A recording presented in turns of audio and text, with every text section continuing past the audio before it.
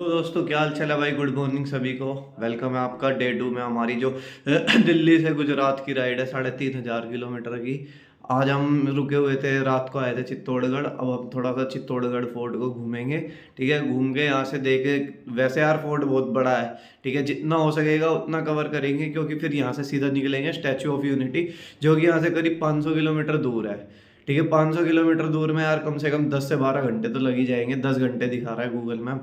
तो स्प्लेंडर पे है यार, 10 की जगह 12 ही लगेंगे। इसलिए कम ज़्यादा टाइम तो नहीं है, जितना वो हो सकेगा उतना रिकवर करके आपको दिखा दूंगा। बाकी यार मिलते हैं आपसे सीधा। गाइस ये देखो सुबह के नज़ारे। खाली खाली रोड है। बस यार वहाँ पे भी खाली मिल जाए, फटाफट जो देखना है हमें अपना देख ले। बस एक बार ड्रोन उड़ा देते यार। हाँ, और एक बार ड्रोन जरूर उड़ाने दे यार। ड्रोन शॉट मिल गया ना, मज़ा आ जाएगा भाई कसम से। आ गए हैं अब हम चित्तौड़गढ़ फोर्ट में। इससे जहाँ जो सा गेट है इसका नाम है जोरला पोल। एंट्री हमने यहाँ से की थी। ठीक है, बाकी यार फोर्ट बहुत बड़ा है और हमने एक गाइड भी किया। ठीक है, आपको मिलवाएंगे उन भाई से, वो आगे खड़े हैं थोड़ी सी। और वो हमें सारी इन्फॉर्मेशन देंगे यहाँ पर, यहाँ की हिस्ट्री के बारे में, यहाँ पे क्या क्या चेंजेस हुए, क्या क्या नहीं हुए, जितने भी यहाँ पे चीज़ें हैं, कौन से गेट कब किस चीज़ के लिए इस्तेमाल होते थे, कैसे लड़ाइयाँ होती थी, वो सब इन्फॉर्मेशन हमें उन भाई से मिलेंगी। जो गाइड भाई है, नाम भूल गया, दोबारा बात करते हैं उनसे। ठीक है, बाकी आपको मिलते हैं यार आगे चल के। और अगर वीडियो अच्छी लगे तो ज़रूर यार इसको लाइक करना। इस ब्लॉग में प्रॉपर है ना चित्तौड़गढ़ फोर्ट की फुल इन्फॉर्मेशन है। ठीक है, अगर किसी को भी आपने रेफर करना है चित्तौड़गढ़ हमारा है तो इस वीडियो को जरूर शेयर करना उसके साथ, क्योंकि इसमें ना फुल डीप इन्फॉर्मेशन देने की कोशिश करूँगा। जैसे मैंने नाम इसलिए बनाया कि मैं लोगों को ज़्यादा से ज़्यादा इन्फॉर्मेशन प्रोवाइड कर सकूँ। ठीक है, ये पॉइंट यहाँ पर आता है। तो आप सब भी इस वीडियो को सपोर्ट करना और यार भाइयों को भी सपोर्ट करना यार। आपसे मिलते हैं आगे। ये हो गया फोर्ट शुरू।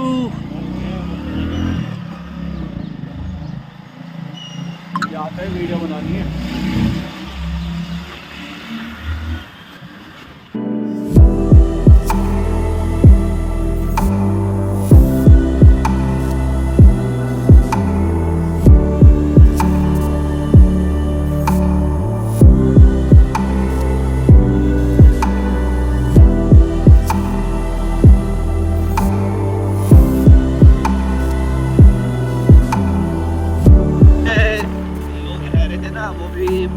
इसी फोर्ट के प्रीमिसेस में ही रह रहे हैं।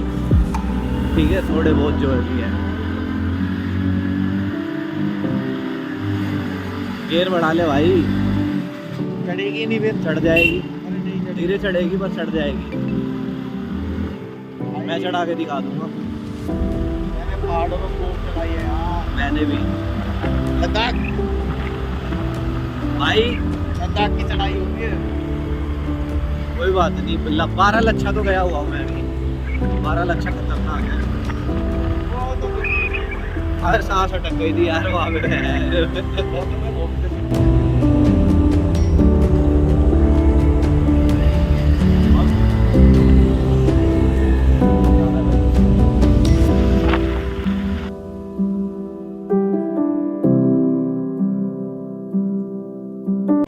Fort map.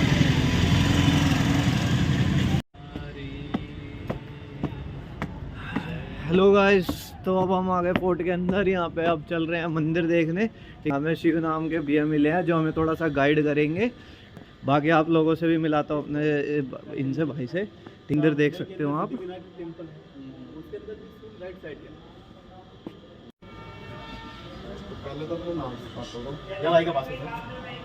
Welcome to Chittorgarh fort. मेरा नाम शिव है, जो भी आपको फोर्ट विजिट कराऊंगा। अभी जिस फोर्ट पर आप पधारे हैं, इस दुर्ग का निर्माण 7वीं शताब्दी में चित्रांगन मौर्य ने करवाया था, 7th सेंचुरी। तब फोर्ट का पहला नाम रखा गया था चित्रकूट। उसका जो फर्स्ट नेम था वह चित्रकूट। यह फोर्ट एक मछली होती है, उस आकार में पूरा फोर्ट फिला हुआ है। जिस तरह मछली के दोनों तरफ पंख होते हैं, इसको देखिएगा, एक निशान दिखाई देगा बना हुआ मछली का। तो इस प्रकार से पूरा फोर्ट फिला हुआ है। जिस तरह मछली के दोनों तरफ पंख होते हैं, उसी प्रकार से फोर्ट के 7 गेट इधर हैं, जो भी आप चढ़ के आए हैं 1 बाय 1 करके। सेम 7 गेट उस समय एक साइड में हुआ करते थे, जो उस समय का फ्रंट साइड था। लेकिन आज ये वाला बैक साइड है, क्योंकि ये पैदल आने के लिए और घोड़े से आने के लिए रास्ता बनाया गया है। इसी वजह से आज ये वाला बैक साइड। फोर्ट का जो बाउंड्री वॉल है वह 13 किलोमीटर का पूरा बाउंड्री वॉल है। 13 किलोमीटर जो बाउंड्री बना हुआ है, 13 किलोमीटर का बाउंड्री वॉल। पूरा फोर्ट 700 एकड़ में फैला हुआ है। 700 एकड़ में पूरा फोर्ट फैला हुआ है। जैसे मस्तिष्क होते हैं 3 part, head, trunk and tail, उसी प्रकार से फोर्ट के भी 3 पार्ट है। जिस तरफ हेड होता है उधर की तरफ पब्लिक रहती है। अभी 5,000 लोग 8% में फोर्ट के अंदर रहते हैं। इसी वजह से इस फोर्ट को एशिया का सबसे बड़ा लिविंग फोर्ट बोला जाता है। इस फोर्ट के अलावा और कोई फोर्ट नहीं है जिसमें इतना बड़ा एरिया हो और इतना पब्लिक रहता है। सेकंड नंबर पर नाम आता है जैसलमेर फोर्ट का, उसके अंदर पब्लिक रहती है। बॉडी होती है उधर की तरफ मॉन्यूमेंट बने हुए हैं जो अपन विजिट करेंगे 1 बाय 1 करके। और जहाँ टेल पार्ट होता है इधर की तरफ डियर पार्क बना हुआ है जिसमें हिरण, सांबर, चीतल वगैरह रहते हैं। इस प्रकार से 3 पार्टीशन में फोर्ट डिवाइड है। फोर्ट के अंदर आर्कियोलॉजिकल सर्वे ऑफ इंडिया के द्वारा काउंटेड है वह है 113 मंदिर। 113 यस। उसके अलावा 108 शिवलिंग और 84 वाटर टैंक है। 84 पानी के तालाब भी बने हुए हैं पूरे फोर्ट के अंदर जो आर्कियोलॉजिकल सर्वे ऑफ इंडिया के द्वारा काउंटेड है। फर्स्ट पॉइंट पर आए हैं, इसको बोलते हैं संत मीराबाई का टेम्पल। यहाँ पर 2 टेम्पल देखने को मिलते हैं। बड़ा वाला टेम्पल कुंभिश्याम टेम्पल है, छोटा वाला संत मीराबाई का टेम्पल। इस बड़े वाले टेम्पल का निर्माण 8वीं शताब्दी में पप्पा रावल ने करवाया। पप्पा रावल का नाम सुना होगा पहले आपने? इसमें पप्पा रावल रहने वाले थे गुजरात के अंदर वल्लभी, उसके पास में हिडन नामक एक जगह है, वहाँ से बिलोंग करते थे। उन्होंने यहाँ अटैक किया और मान मोरी को हराया। अपना वंश गोहिल वंश यहाँ स्थापित किया पप्पा रावल। 8th सेंचुरी में मुस्लिम अटैक हुए थे तो पप्पा रावल ही कोई राजा थे जिन्होंने दोबारा मुस्लिम को यहाँ से भगाते हुए अफगानिस्तान, कांधार, काबुल से आगे लेके गए थे। तब उन्होंने बीच में एक शहर भी बसाया था जिसको आज रावलपिंडी के नाम से जाना जाता है। एक बड़े में शहर पाकिस्तान में है। पप्पा रावल के नाम के ऊपर ही शहर का नाम है रावलपिंडी। उन्हीं पप्पा रावल ने 8th सेंचुरी में इस टेम्पल का निर्माण करवाया। जब उन्होंने टेम्पल का निर्माण करवाया था तब उन्होंने इस टेम्पल के अंदर विष्णु भगवान का मूर्ति स्थापित किया। विष्णु जी का तीसरा अवतार होता है वरा अवतार, उसका मूर्ति टेम्पल में स्थापित किया गया। टेम्पल के जस्ट सामने छोटा छतरी बनाया गया। विष्णु जी के बाहर गरुड़ भगवान का मूर्ति स्थापित किया जो काले कलर के पत्थर में आपको देखने को मिलेगा। अलाउद्दीन खिलजी ने अटैक किया 1303 के अंदर रानी पद्मिनी को हासिल करने के लिए, लेकिन वो रानी पद्मिनी को हासिल नहीं कर पाता क्योंकि रानी पद्मिनी अलाउद्दीन खिलजी के फोर्ट के अंदर आने से पहले ही जोहर कर लेती है।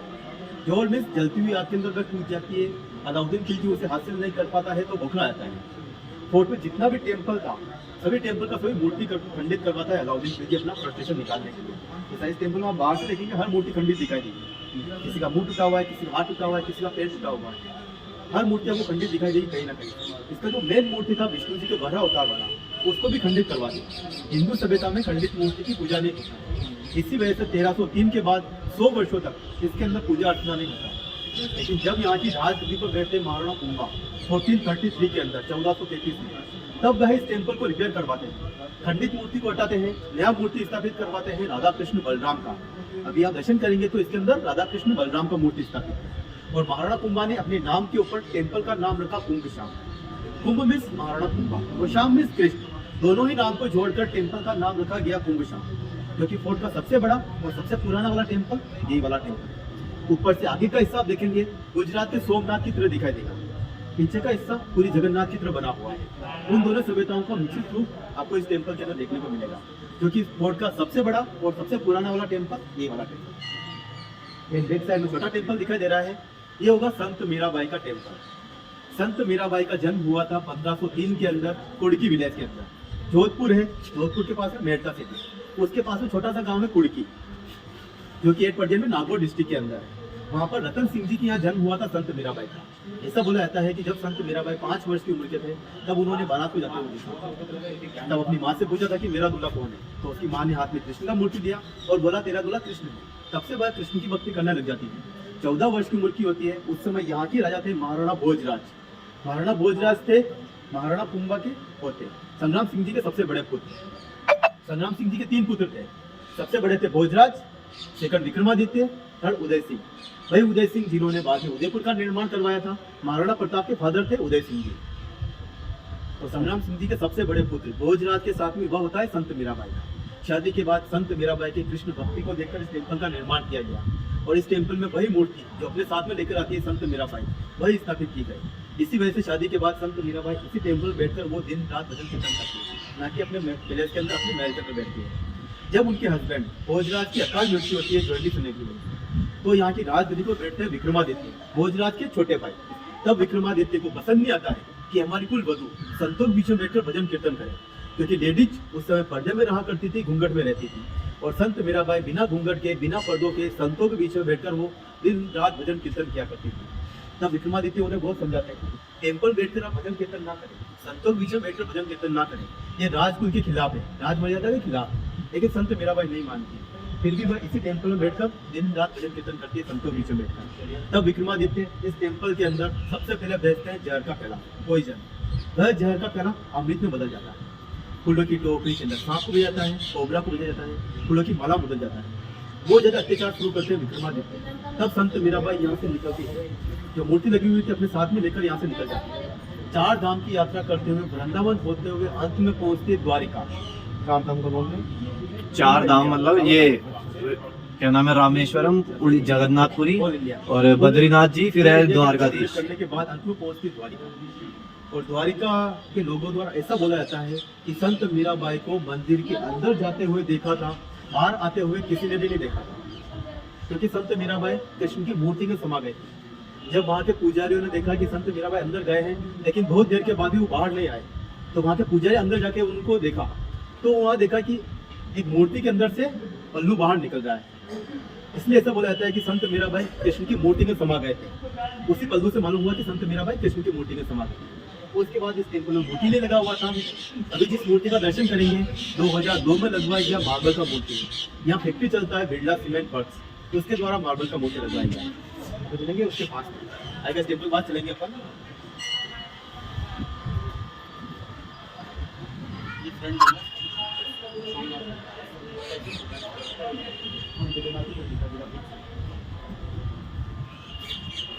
हिस्ट्री तो आपकी भाई बड़ी अच्छी है, इतना तो हमें कभी याद ना है जिंदगी में। मैथ में ठीक थे भाई।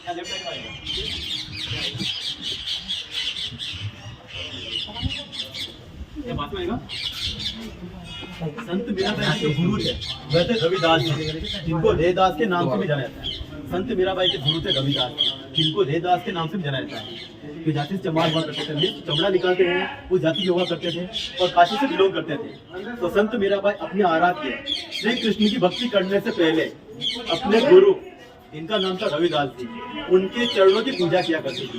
संत मीराबाई के गुरु रविदास जी की चरण पादुका यहाँ रखी था। यहाँ पर जो मेन चीज देखने का है वो उपासना के छत के अंदर देखिएगा सर, और छत में आप देखेंगे ऐसा आर्ट आपको दिखाई देगा, जिसके अंदर 1 मुंह 2 हाथ 5 ऐसा आर्ट आपको 3 जगह देखने को मिलता है। सबसे पहले चित्तौड़गढ़ फोर्ट के ऊपर, देलवाड़ा जैन मंदिर, रणकपुर जैन, तीनों जगह पर ये वाला आर्ट आपको दिखाई देगा। मंदिर के बाद अब हम जा रहे हैं विजय स्तंभ से, वहाँ पे मिलते हैं। चलो गाइस, अब हम आ गए स्तंभ पे। पूरा दिन लगेगा, साथ में चलेंगे, सुनते हुए चलते अपन। सामने टावर दिखाई दे रहा है, इसको बोलते हैं विजय स्तंभ। पुराने समय में गुजरात का जो एरिया था इसका नाम हुआ करता था खानवा। मध्य प्रदेश का जो एरिया था इसका नाम हुआ करता था मालवा, और ये वाला एरिया उस समय मेवाड़ के नाम से जाना जाता था। खानवा के रहे थे अहमद शाह खिलजी, जिनके नाम पे बाद में अहमदाबाद शहर बसा हुआ है, और मालवा के रहे थे महमूद शाह। अहमद शाह और महमूद शाह दोनों ने साथ मिलकर यहाँ अटैक किया। उस समय यहाँ के राजा थे महाराणा कुंभा। महाराणा कुंभा दोनों को एक साथ में हरा देते हुए उस विजय की याद के अंदर महाराणा कुंभा ने इस टावर का निर्माण करवाया। इसी वजह से टावर का नाम है विजय स्तंभ। 1448 टू 1458, 1448 से लेकर 1458 के मध्य टावर बना। 10 साल लगे इस टावर को बनने को, और उस समय इसका खर्च आया था 90 लाख सोने के सिक्के, जो गोल्ड कोइन चलते हैं। 90 लाख रुपए का खर्च आया था। ये हाइट के अंदर 122 फीट है। ऊपर तक जाने के लिए 157 सीढ़ियां बनी हुई है। 157 स्टेप्स है इसके अंदर से ऊपर तक जाने के लिए। 9 स्टोरी बिल्डिंग है, 9 मंजिला है। इसका शेप देखते हैं तो ऊपर से चौड़ा, बीच में थोड़ा पतला होता है, नीचे से भी चौड़ा। जैसे शिव का डमरू होता है वह आकार देने की कोशिश की गई है। हिंदू सभ्यता में जितने भी देवी और देवता हैं सबका मूर्ति आपको अंदर बाहर दोनों तरफ दिखाई देगी आपको। जब महाराणा कुंभा ने इस टावर का निर्माण करवाया तब उन्होंने इस टावर को विष्णु भगवान को समर्पित किया। तो इस टावर का सेकंड नाम विष्णु ध्वज के नाम से भी जाना जाता है। ये वाला टावर कबूतर बैठने के लिए नहीं सही है, तो कबूतर परेशान भी तो करते हैं। ब्लैक ब्लैक दिखाई देगा आपको, ये और थोड़ा ब्लैक दिखाई दे रहा है। मंकीज बैठ जाते हैं और टिकट देते हैं ऊपर से, तो ये ब्लैक ब्लैक हो जाता है, इसलिए से लगाए गए हैं। कोरोना काल से पहले पब्लिक इसके अंदर से ऊपर तक जाया करती थी। लेकिन कोरोना काल में जो नियम आया था 5 फीट की दूरी मेंटेन करनी है, उसके बाद गवर्नमेंट ने इस टावर को बंद करवा दिया। तो अभी भी टावर बंद है। हमें गेट दिखाई देगा ये वाला, यहीं से पब्लिक के आने और जाने का रास्ता हुआ करता था। इससे घुमा घूमते हुए ऊपर जाते थे। राजस्थान पुलिस का जो लोगो होता है वह ये वाला टावर है, और राजस्थान माध्यमिक शिक्षा बोर्ड उसका लोगो भी यही वाला टावर है। सबसे फेमस वाला है।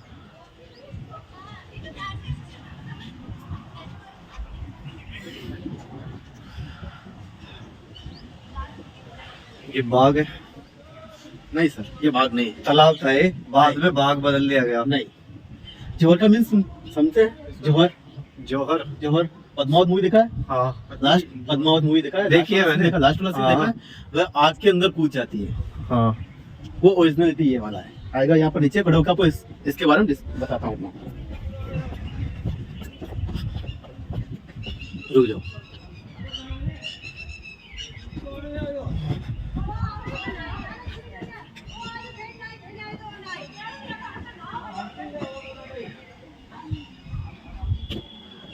इसी कुंड में ये जो बना हुआ है? यहाँ पर आएगा, मैं समझाता हूँ आपको।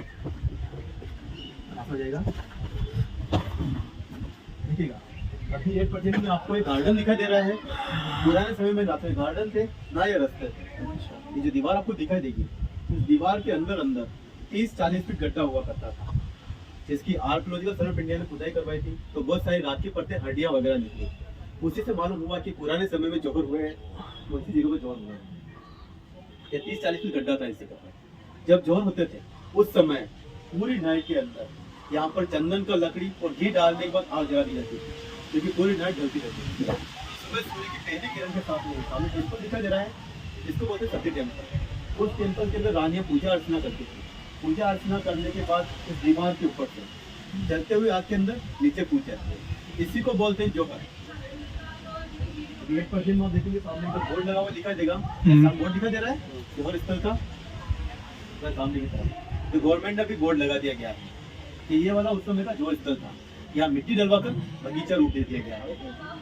और ये कुंड का सामने गोल दिखा देगा आपको। चैत्र मास की एकादशी के दिन, चैत्र मास के 11वें दिन यहाँ पर एक मेला लगता है। होली के बाद 11वें दिन, होली के 11वें दिन, होली के बाद 11वें दिन यहाँ पर एक मेला लगता है, जिसको बोलते हैं जौहर मेला। अभी जो राजा 8% में अली सिंह मेवाड़, महेंद्र सिंह मेवाड़ है, तो महेंद्र सिंह भी यहाँ पर साल में एक बार यहाँ पर आते थे। जौहर कुंड दिखा देगा आपको, वो उस मेले में यहाँ पे जब मेला होता है, जब उस दिन जरूर आते हैं, उस दिन तो आते ही हैं। वह हवन कुंड के अंदर हवन करते हैं। जिन्होंने यहाँ जौहर किया है उसकी आत्मा की शांति के लिए 3 बार यहाँ पर जौहर हुआ है। पहला हुआ है रानी पद्मनी का 1303 के अंदर, जब अलाउद्दीन खिलजी ने अटैक किया था। तो फर्स्ट जौहर हुआ था रानी पद्मनी का 16,000 लेडीज के साथ। देन सेकंड जौहर यहाँ पर हुआ था कर्णावती का 1535 के अंदर, जब गुजरात के बहादुर शाह ने यहाँ पर अटैक किया था। तब कर्णावती ने यहाँ पर 13,000 लेडीज के साथ में सेकंड जौहर किया। और तीसरा जौहर यहाँ पर हुआ था जब उदय सिंह जी यहाँ से निकलकर उदयपुर का निर्माण करवा चुके थे 1559 के अंदर। 1559 के अंदर उदयपुर का निर्माण करवा चुके थे वह, और वह उदयपुर रहने लग गए थे। तो पीछे से इस फोर्ट की सत्ता संभाल रहे थे जयमल जी मेड़ता, सत्ताजी राठौर, वह दोनों यहाँ की सत्ता संभाल रहे थे। तब अकबर यहाँ पर अटैक करता है 1567, 1577 के अंदर अकबर यहाँ पर अटैक करता है। अकबर 8 महीने नीचे इंतजार करता है। यहाँ से भी आप चढ़े हैं 7 गेट, 8% में सिटी बसा हुआ है। इस तरफ अकबर 8 महीने इंतजार करता है, लेकिन उसके पास एक बंदूक थी जिसका नाम था संग्राम। जब वह संग्राम बंदूक 8 महीने के बाद नीचे से चलाता है, जयमल जी पहरा दे रहे थे रामपुर गेट के ऊपर। यहाँ सब 7 गेट चढ़े हैं, लास्ट वाला गेट था रामपुर, वहाँ पहरा दे रहे थे जयमल जी। तो वह गोली जयमल जी के पैरों के अंदर आकर लगती है और जयमल जी घायल हो जाते हैं। घायल जयमल जी को पिताजी के पुत्र कला कंवर राठौड़ उन्हें अपने कंधे पर बैठाते हैं। 5 गेट नीचे तक लड़ते हुए जाते हैं। इस प्रकार से लड़ रहे थे कि ऐसा लग रहा था उनके चारों हाथ चल रहे हैं। तो आज भी कला कंवर जी को यहाँ पर 4 हाथों वाले देवता के रूप में पूजा की जाती है। आप और चढ़े हैं 2 गेट के बाद आपने जो छत्ती देखा हुआ केसरिया कलर का बना हुआ है, वह स्थान बना हुआ है कला कंवर जी का, और जयमल जी का स्थान बना हुआ है। उसी लड़ाई के अंदर रामपुर गेट के यहाँ पर पता जी का गर्दन कट जाता है, जहाँ पर उनका छतरी बना हुआ है, लेकिन वो अपने हाथों से तलवार नहीं छोड़ते हैं, तो कंटिन्यू लड़ते रहते हैं। तो अकबर उनकी बहादुरी से इतना प्रभावित हुआ कि जब वो यहाँ से गया तब उन्होंने उन दोनों का मूर्ति, जयमल जी और पता जी का मूर्ति आगरा के किले के बाहर लगवाया। बाद में औरंगजेब ने उन दोनों को मूर्ति को तोड़ दिया। तो राजस्थान में एक फोर्ट है डिक नाम से, डिग फोर्ट के राजा सूरजमल जाट उन मूर्तियों को लेकर आते हैं। रिपेयर करवाने के बाद डिग फोर्ट के बाद लगवाया गया उन दोनों का मूर्ति। आज भी आप जाकर देखेंगे डिग फोर्ट, तो एक तरफ जयमल जी का, एक तरफ फतेह जी का मूर्ति वहाँ लगा हुआ दिखाई देगा। फतेह जी की वाइफ थी फुल कवर। उन्होंने तीसरा जोड़ किया था 1568 के अंदर, 1568 के अंदर तीसरा जोड़ किया था 2000 लेडीज के साथ में। इस प्रकार से 3 बार यहाँ पे जोड़ हुआ है। बेसिकली ये वाला पार्ट उस समय का शमशान घाट है। उस समय का ये शमशान घाट है। शमशान में रहते हैं महादेव। शमशान में रहने वाले महादेव, समाधीश्वर महादेव का टेम्पल सामने की तरफ आपको दिखाई देगा। आइए टेम्पल के अंदर चलते अपन, सुनते हुए चलेंगे अपन। टेम्पल के अंदर एक ही पत्थर है, 9 फीट बड़ा है और 6 फीट चौड़ा है। उस एक ही पत्थर के ऊपर ब्रह्मा विष्णु महेश मीन्स सृष्टि का निर्माण करने वाला, इसका संचालन करने वाला, इसका विनाश करने वाला, जैसा इंग्लिश में बोलते हैं ना अपन गॉड। गॉड का फुल फॉर्म बताओगा? गॉड का फुल फॉर्म जी मीन्स होता है जनरेटर, ओ मीन्स होता है ऑपरेटर एंड डी मीन्स होता है डिस्ट्रॉयर। इन तीनों वर्ड को मिलाकर एक वर्ड बनाया गया गॉड, जिसको भगवान बोलते हैं। उन तीनों का ही मूर्ति आपको एक ही टेम्पल में देखने को मिलेगा। इस टेम्पल का निर्माण 1000 वर्ष पहले राजा भोज ने करवाया था। राजा भोज रहने वाले थे भोपाल के राजा। उनके बारे में कहावत फेमस है, कहाँ राजा भोज कहाँ गंगू थे, वे उन्हीं के बारे में फेमस है, जो 11वीं सेंचुरी के अंदर थे, 11वीं शताब्दी में। उन्होंने इस टेम्पल का निर्माण करवाया। अलाउद्दीन खिलजी ने अटैक किया 1303 में, तब उन्होंने इसकी मूर्ति को इसको खंडित करवा दिया। तो इस टेम्पल का पुनर्निर्माण करवाया 1428 के अंदर महाराणा मोकल ने। महाराणा कुंभा के फादर थे महाराणा मोकल, उन्होंने इस टेम्पल को रिपेयर करवाया। तो अभी आप देखेंगे पूरा टेम्पल सही से दिखाई देगा। जो अपन ने जो स्थल देखा है उसका कुछ डिटेल यहाँ लिखा हुआ है। इसका आप थोड़ा सा फोटो लेना चाहें तो इसका थोड़ा डिटेल्स लिखा हुआ है, इसका ले सकते हैं आप यहाँ से। इस जोहर स्थल पर आने के लिए 2 गेट बने हुए हैं। देखिएगा सामने वो गेट जो दिखाई देगा आपको, उसको बोलते हैं पूर्वी जोहर गेट। एक और गेट दिखा देगा, देखते हैं, इसको बोलते हैं ईस्ट जोहर गेट। ये पूरी जोहर गेट है, वो वाला उत्तरी जोहर गेट। ये 2 गेट बने हुए हैं इस जोहर स्थल पर आने के लिए। चले भी मैं सजेस्ट करूंगा कि इसके अंदर आप जा सकते हैं। अंदर आप जाइए और इसका मूर्ति देखिएगा। ऐसा मूर्ति आपको बहुत कम देखने को मिलता है। जाएगा लेकिन एक ही पत्थर के ऊपर ब्रह्मा विष्णु महेश, ये वाला मूर्ति बहुत कम देखने को मिलता है।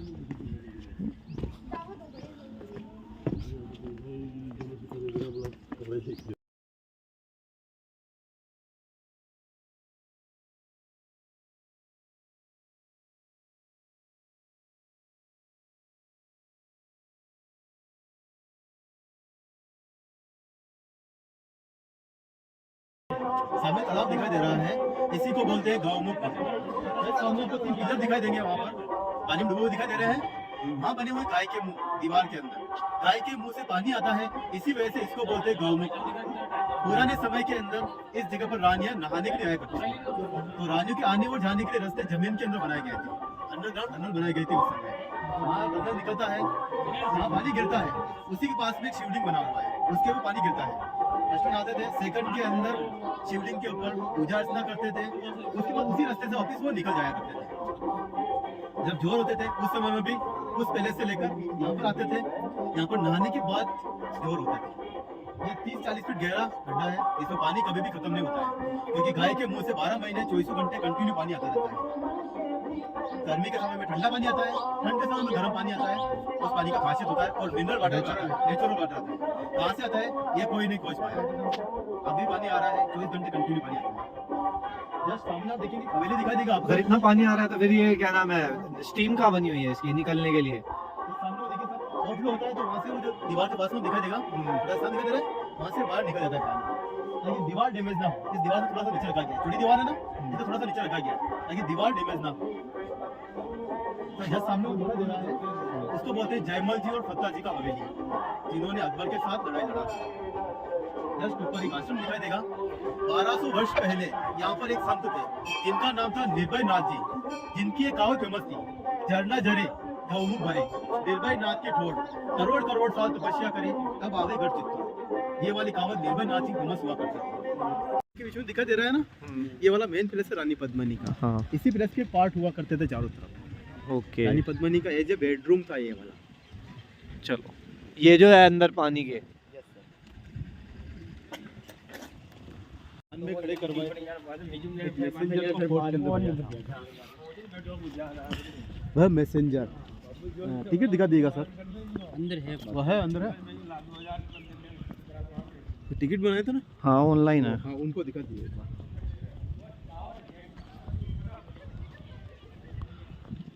ये होगा रानी पद्मिनी का दासी पैलेस। रानी पद्मिनी एक मिनट पहले टिकट दिखा दो फिर बताना। टिकट दिखा दीजिए। यहाँ लग के लेके आते हैं, एक संधि हुई थी उन दोनों के बीच में। अपन जहाँ चल रहे हैं किस प्रकार से चेहरा दिखाया गया वह देखेंगे अपन। चेहरा किसका दिखाया गया ये बहुत बड़ा कंट्रोवर्सी है। अच्छा, मतलब जिसका दिखाना था उसका नहीं दिखाया। यस, देखिएगा सर, पानी की पैलेस देखा था, वहाँ आने जाने का रास्ता यहाँ से हुआ करता था। गेट दिखा देगा, यहाँ से नीचे आते थे, वहाँ नाव खड़ा रहता था, नाव में बैठने के बाद उस पैलेस के अंदर जाया जाता था।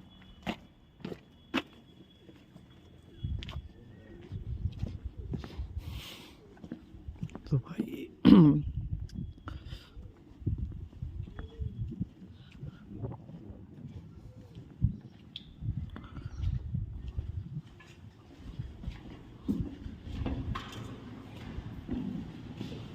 देखिएगा सर, ये वाला पैलेस है रानी पद्मिनी का पैलेस, जो बाहर से अपन ने देखा था। जब चेहरा दिखाया गया था तो रानी पद्मिनी का चेहरा नहीं दिखाया गया, एक दासी को बैठाया गया था सामने सीढ़ियों के ऊपर। सीढ़ियाँ दिखाई दे रही सामने की तरफ, उन सीढ़ियों के ऊपर बैठाया गया था रानी पद्मिनी को। रानी पद्मिनी की दासी को बैठाया गया था उस जगह पर, अपना सिर नीचे झुकाने के बाद, जिनका प्रतिबिंब गिरता है पानी के अंदर। अलाउद्दीन खिलजी को यहाँ लेकर आया, यहाँ पर आइए, निशान दिखाइएगा आपको। यहाँ पर इस प्रकार से खड़ा किया गया था अलाउद्दीन खिलजी को। अलाउद्दीन खिलजी के पीछे खड़े हुए थे गोरा और बादल गर्दन पर तलवार लेके। अच्छा, और इसमें दिखा यहाँ पे जैसे मुड़ के दिखे तो गर्दन काट देंगे। तो उनको यहाँ पर खड़ा किया और बोला कि इसमें आप देखिए आईने के अंदर, यहाँ आईना लगा हुआ था, मिरर लगा हुआ था। उस मिरर के अंदर उस दासी का प्रतिबिंब जो पानी के अंदर गिर रहा है वो यहाँ से दिखाई देता है। ये वाला एंगल बनाया गया है चेहरा दिखाने के लिए। देखो पीछे, यहाँ से मुड़ के आप देखेंगे, आपको वो सीढ़ियाँ दिखाई नहीं देगी जहाँ दासी को बिठाया गया था। सीढ़ियाँ देखने के लिए या फिर चेहरा देखने के लिए यहाँ से आपको 2 कदम आगे चलना होगा, तब दिखाई देगा। ये एंगल बनाया गया है चेहरा दिखाने के लिए। यहाँ पहले मिरर लगे हुए थे, मिरर लगे हुए थे यहाँ। तो जब हुआ था बदमाश हुई, उसके बाद ये वाला मिरर तोड़ देंगे। अगर ये वाले मिरर आपको देखना है, ये भी शूट हुई थी नहीं, शूटिंग यहाँ नहीं हुआ, शूट अगर तो बना हुआ। भाई ये चेहरा दिखाने वाली बात ये है कि रानी पद्मावती का चेहरा जब खिलजी देखने आया था तो कैसे दिखाया गया। ये सभी रूम दासियों के रूम हुआ करते थे उस समय, सर्वेंट क्वार्टर इनको बोला जा सकता है, दासियों के रूम हुआ करते थे। जब राजा और रानी यहाँ से गुजरते थे इस जगह से, इस खिड़कियों को बोलते हैं झरोखा, इसको झरोखा बोला जाता है। झरोखों के अंदर से दासियां बैठकर उनके ऊपर फूल डाला करती थी। पहले यहाँ पर्दे लगा करते थे, ऊपर छत था, छत 1% के अंदर टूट चुका है।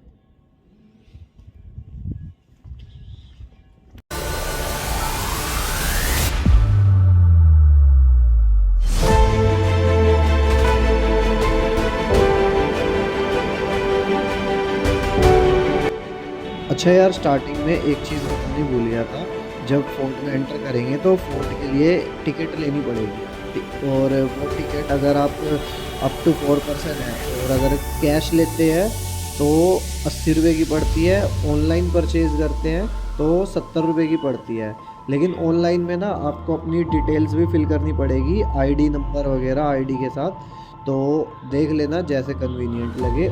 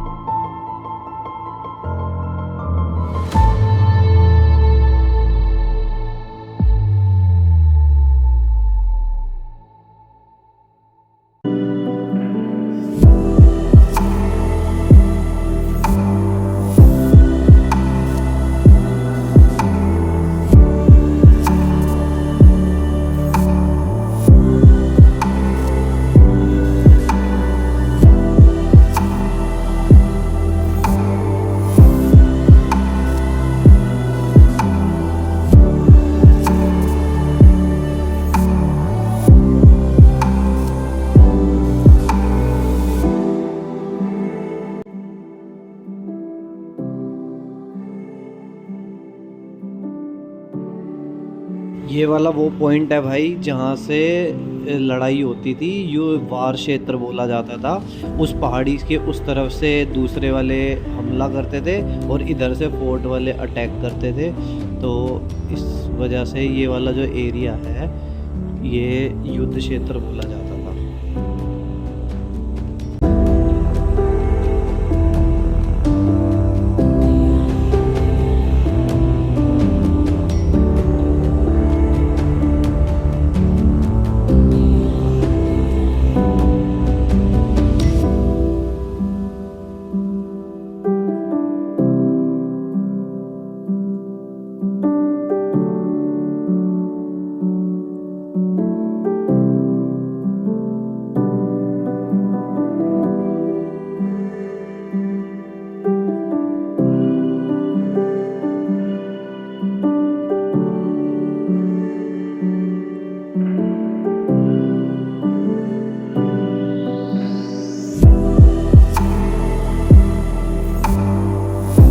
ये है भाई दिगंबर जैन टावर। इसका निर्माण दिगंबर जैन जी के लिए हुआ था, क्योंकि दिगंबर जैन वे थे जो इस चित्तौड़गढ़ के जो राजा थे, ठीक है, उनका जो पूंजी वगैरह थे, सोना चांदी वे सब इनकी देख रेख में थे, वो यहाँ पर ही होती थी। बाकी ड्रोन शॉट मिल गया यार, मज़ा आ गया। चलो फोर्ट से चलते हैं, अब निकलने का टाइम हो गया है।